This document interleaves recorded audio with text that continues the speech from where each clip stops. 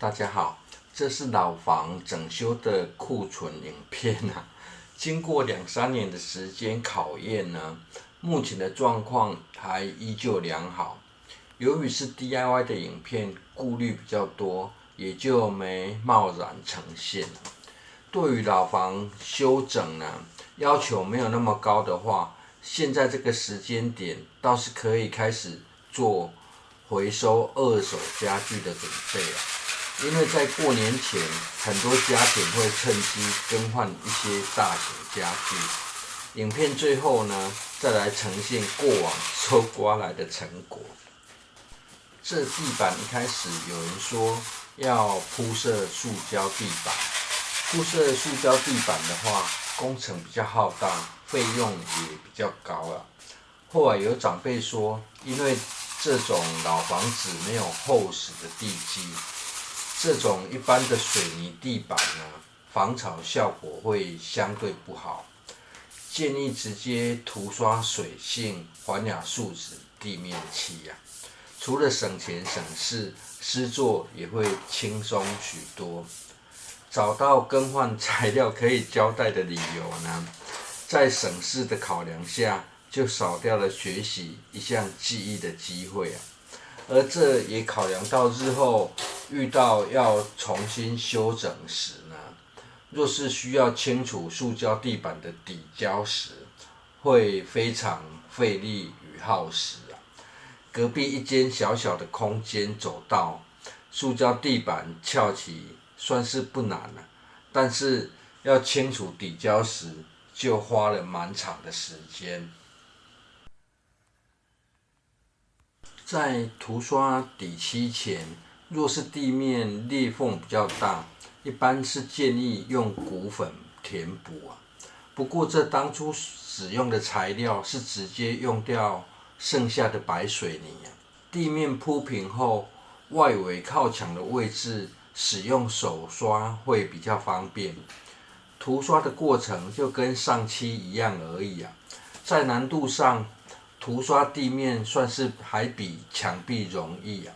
使用滚筒刷时呢，想说终于可以加速了，结果还将漆滚甩了出去了。这大概是需要注意的地方。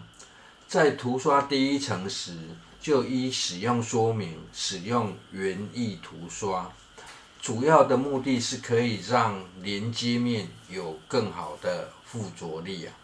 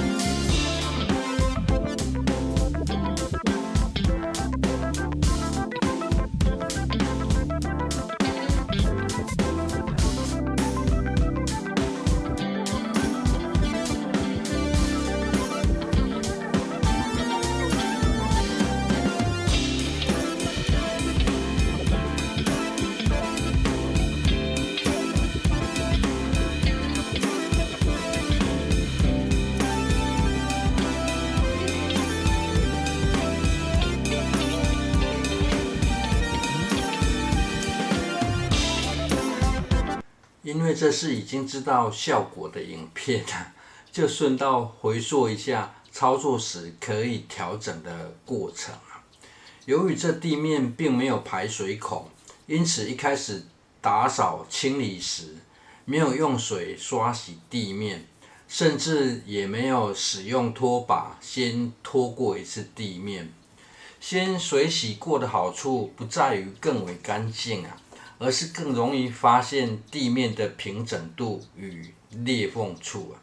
因此上完第一次园艺后呢，感觉需要花的时间不多，就又多做一次补平的动作，才又重新多上一次没有稀释过的原液啊，最后才在表面铺上一层稀释过的面漆。整个过程倒是比刷油漆或上实木漆容易，这样涂刷过的效果相对于原先水泥地板好上许多啊。而最大的好处是克服掉水泥地板不容易清洁拖地的困扰。而老房修整的过程，最大的感想就是，想要 DIY 自己来的话，可以选择工序比较简单的才自己做啊。若是工序太麻烦，倒是不一定全部自己来。不过这道隔间门做完后倒是很有成就感。隔间门有人觉得每道门应该长得一样才好看啊，可以直接全部都换掉，但是就只有这道门破损的比较严重，觉得钱应该花在更实用的刀口上，个人只好拿出自己的办法来。另外也是觉得这只是隔间门，坚固性一般即可啊。